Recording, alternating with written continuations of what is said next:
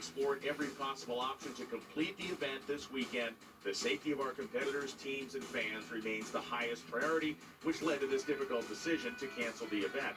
And the news beyond that is the fact that the weather forecast for the next couple of days wasn't going to be any better than what we were looking at here. So the potentiality of not even seeing the racetrack until perhaps Thursday was really a driving factor in these decisions. And again, it began on Friday morning, and it really hasn't quit since. Multiple inches of rain have fallen over this facility. Okay then. So 2025 has decided it's going to be the year of the WTF Championship finale. NASCAR and their little shenanigans in two of their top three series. In fact, the top two series is one thing. But then the NHRA decides, hold my rainwater. Their season finale at Pomona has been canceled. Not postponed, canceled. Due to rain. Yep, rain. From the NHRA's website. NHRA officials have made the unfortunate decision on Sunday to cancel this weekend's In-N-Out Burger NHRA Finals at In-N-Out Burger Pomona Drag Strip due to persistent and adverse weather and unsafe track conditions. After an exhaustive effort from the NHRA Safety Safari and following close consultation with safety officials this weekend, NHRA made a decision to cancel the race. The rest of the 2025 NHRA Mission Foods Drag Racing Series World Champions have been determined by the current point standing on Sunday, as Austin Brock, Dallas Glenn, and Richard Gatson picked up championships. It's the second straight world title for Brock, while Glenn and Gatson earned their first world titles. Decoletta earned his second career Top Fuel World Championship on Saturday. Initially, when I heard this announcement, I was not happy. This is the same NHRA I can specifically call back in 2007, pushing back an entire event to Wednesday. I ain't making that up. And I remember that one specifically because that's the one where the funny car final was John Force versus Tony Pendragon and John Force red lights. And John couldn't figure that out until the run ended when Tony told him at the far end of the racetrack. John Force, his 200th final. And Force red lights! Force red lights! He puts down a pretty stout run, but the red light ends everything. Tony Pendragon is our winner, and all he has to do is coast to the finish. Watch over the left side of your screen. See that red light come on? John Force just got ahead of the throttle, and in doing so, turned the red light on instead of the green. And so, John Force is done. Hey, when John turns on the red light, this man gets the win. You know what? You guys ended up tied in the countdown of the championship points. Just one stinking qualifying point kept you out of being third. Oh, what a great day for Q Horsepower and great stuff. And Herzog. What the hell happened? What did you think?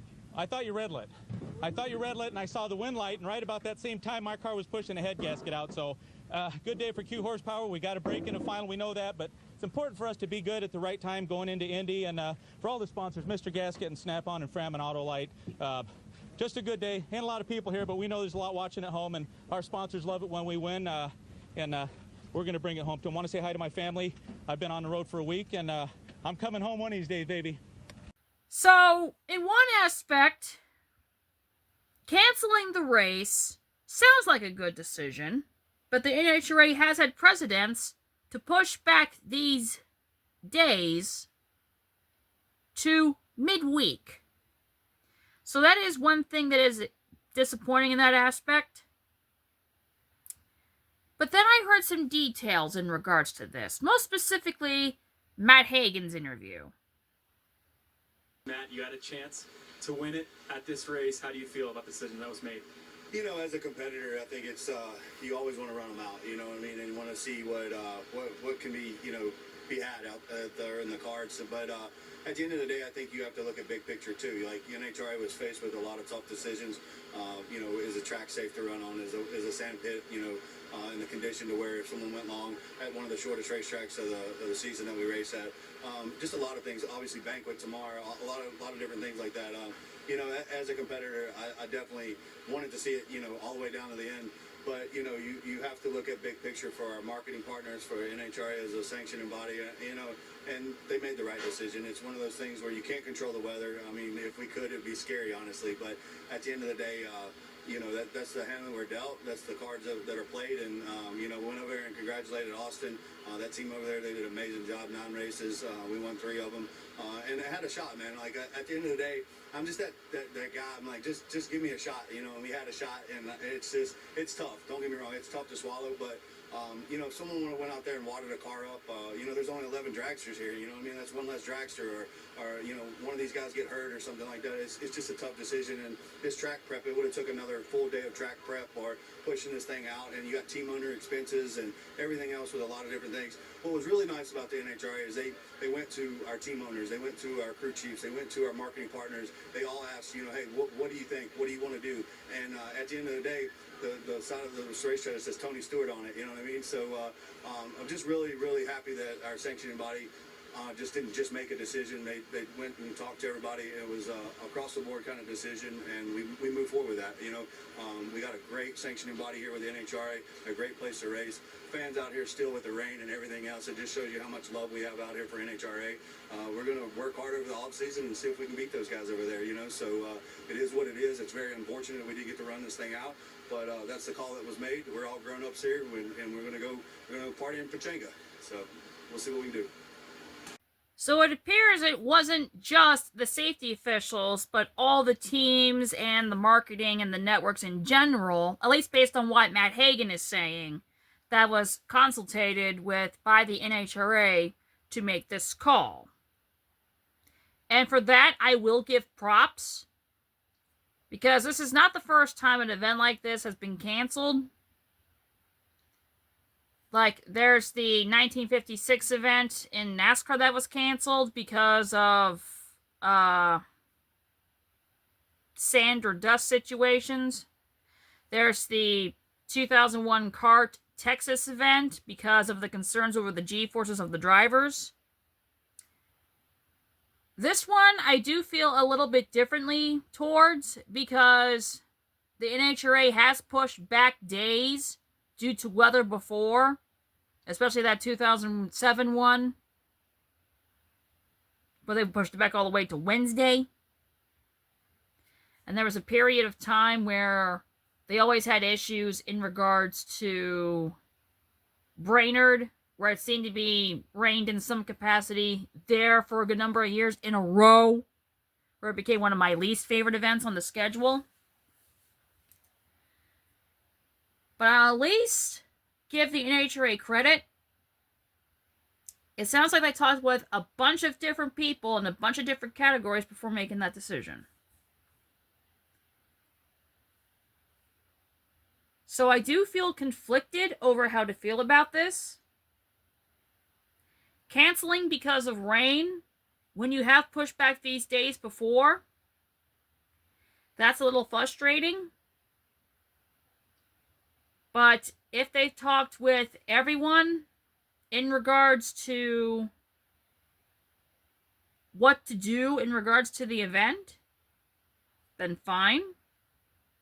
I have seen some people claim that the actual reason for the cancellation is because the banquet is Monday. And if so, then the NHRA just shot itself in the foot and is using this as an excuse. But considering Matt Hagan's quotes, I don't think that's necessarily true. So, congratulations all around to all of the champions. The 4 pro ones.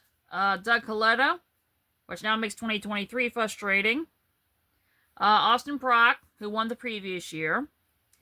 Dallas Glenn and Richard Gatson getting their first championships. So, cool for them. I just hope they're able to win another one. Otherwise, people are going to look at them differently because of this circumstance. So, I'm not exactly sure how to feel about this. Initially, I thought the NHRA effed up, but it appears they talked with everyone about this. So I want to know how you guys feel.